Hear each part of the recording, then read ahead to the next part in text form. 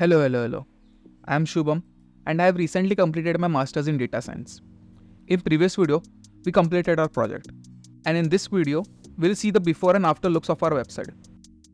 This is how our website looked before.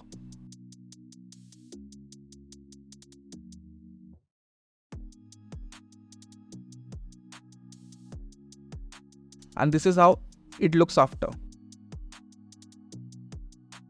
I have also created a landing page on my previous domain, so by any chance, a person which lands on my old domain can reach to my new domain very easily.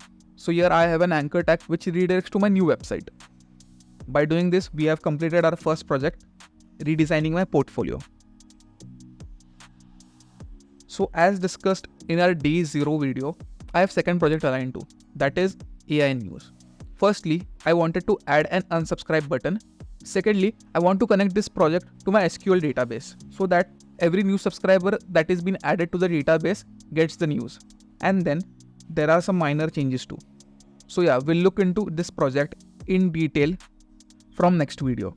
Till then, I am Shubham signing off.